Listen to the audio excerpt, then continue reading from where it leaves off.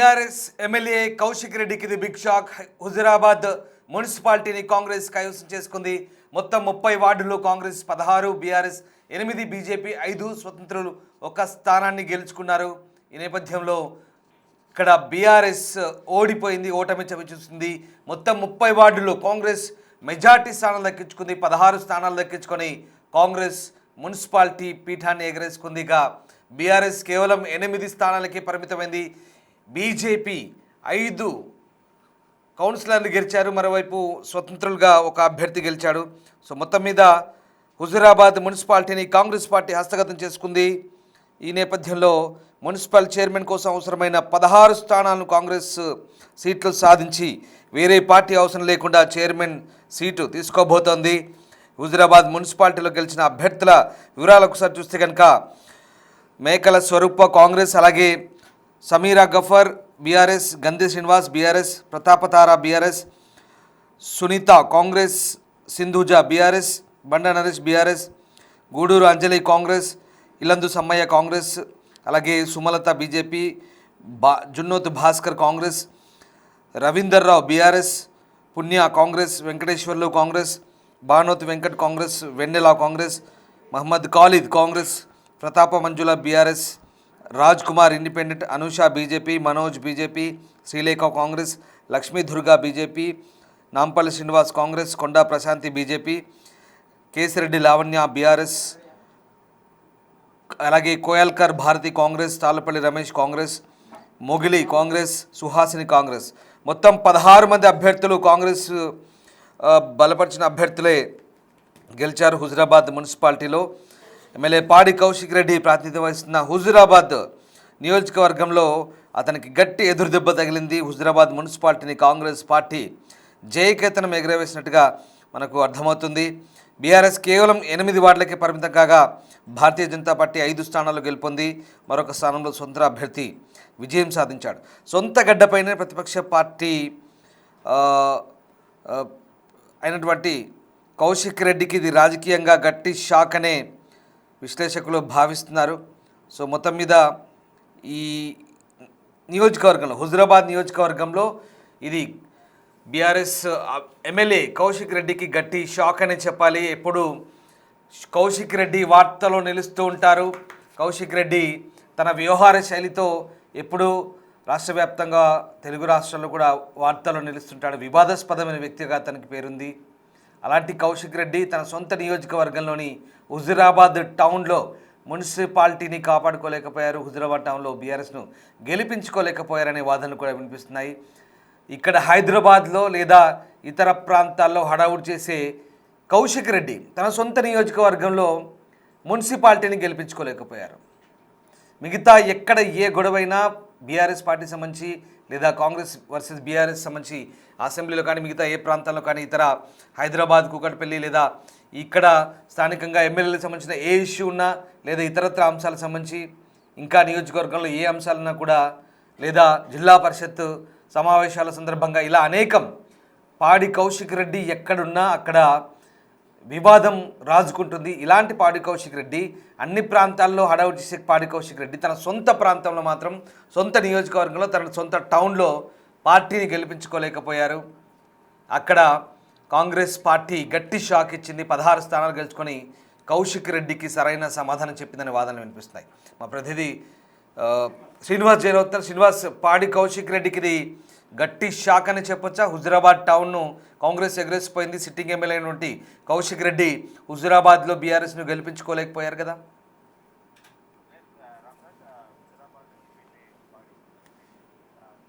ఎన్నికల లోపల అక్కడ ఉన్నటువంటి హుజురాబాద్ మున్సిపల్ ఓటర్లు గట్టి షాక్ ఇచ్చారని చెప్పుకోవచ్చు.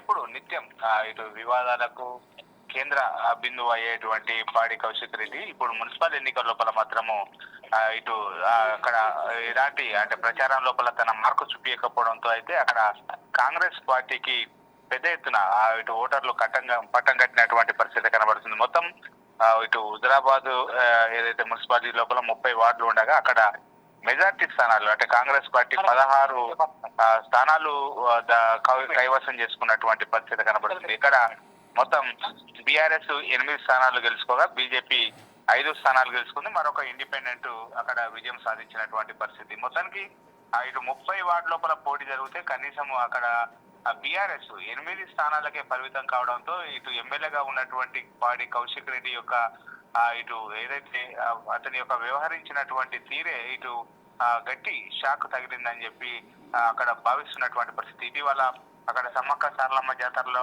నేపథ్యం లోపల ఇక్కడ ముస్లిం కమ్యూనిటీ పైన ఇటు కరీంనగర్ సిపిని ఉద్దేశించి వ్యాఖ్యలు చేయడం, కమ్యూనిటీ వ్యాఖ్యలు చేయడంతో ఆ కమ్యూనిటీ అంతా కూడా కాంగ్రెస్ వైపు మళ్ళిందనేటువంటిది ప్రచారం జరిగింది. ఇప్పుడు అవన్నీ కూడా నిజమైనట్టుగా ఈ మున్సిపల్ ఫలితాలు వెల్లడి చేస్తున్నటువంటి పరిస్థితి కనబడుతుంది. ఏదేమైనప్పటికీ ఇటు కౌశిక్ రెడ్డి నియోజకవర్గం లోపల ఇటు హుజురాబాద్, జమ్మికుంట 2 మున్సిపల్ ఉండగా అక్కడ హుజురాబాద్ లో కానీ జమ్మికుంటలో కానీ ఎక్కడ కూడా తన మార్కు చూపించలేకపోయాడు.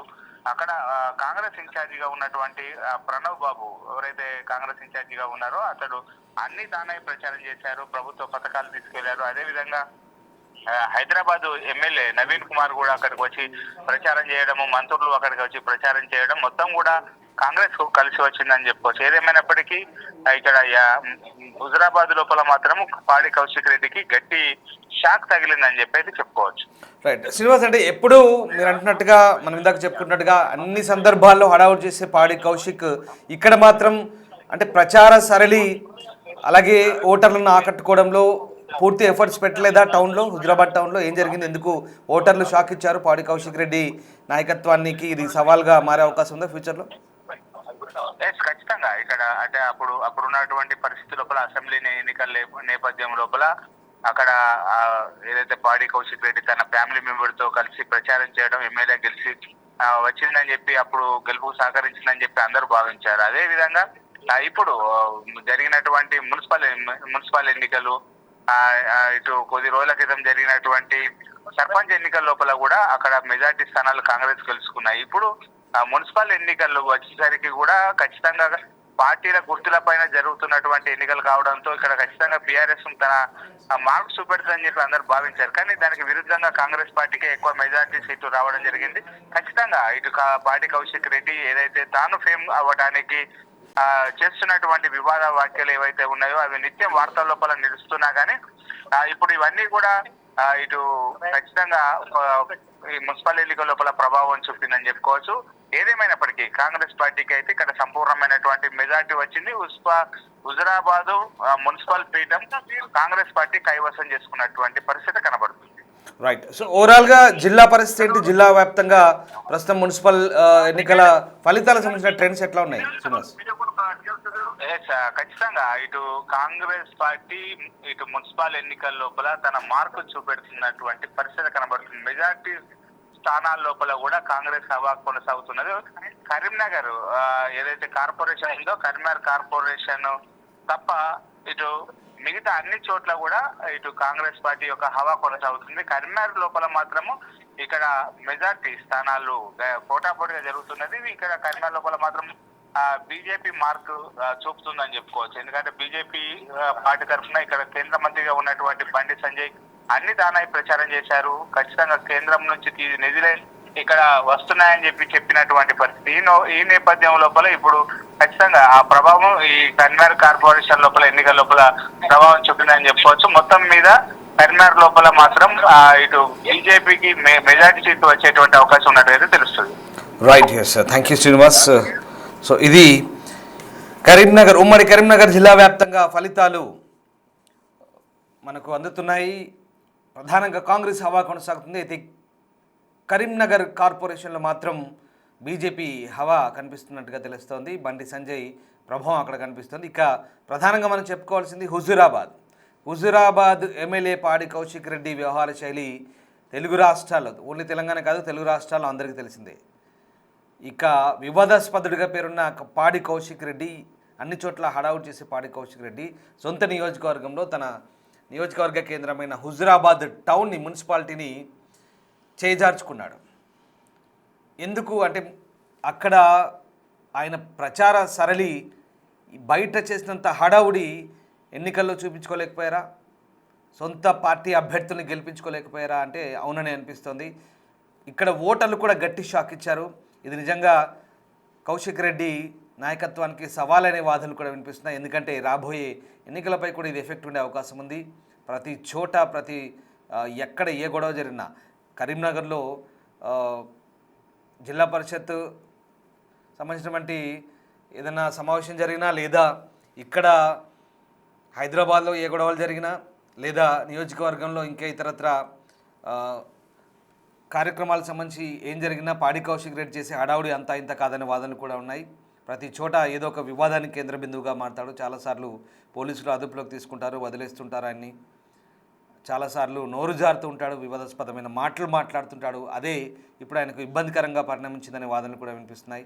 మొన్న సమ్మక్క సారలమ్మ జాతర సందర్భంగా ఆయన వీణవంకలో చేసిన మాటలు అవన్నీ కూడా ఇప్పుడు ప్రభావం చూపించాయని అనిపిస్తోంది. సో మొత్తం మీద పాడి కౌశిక్ రెడ్డి ఆయన సొంత టౌన్లో హుజురాబాద్లో మున్సిపాలిటీని గెలిపించుకోలేకపోయారు. ఇప్పుడు ఇదే హైలైట్గా మారింది ఉమ్మడి కరీంనగర్ జిల్లాలో. చాలామంది దృష్టి ఇక్కడే కనబడుతోంది.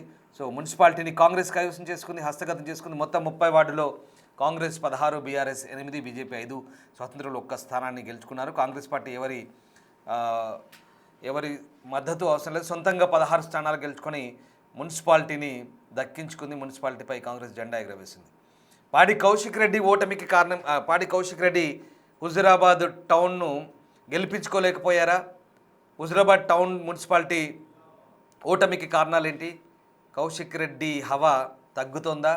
ఓటర్లు ఆయనకు గట్టి షాక్ ఇచ్చారా? ఏం జరుగుతుంది? మీరేమనుకుంటున్నారు? ఒకసారి కామెంట్ రూపంలో తెలియజేయండి.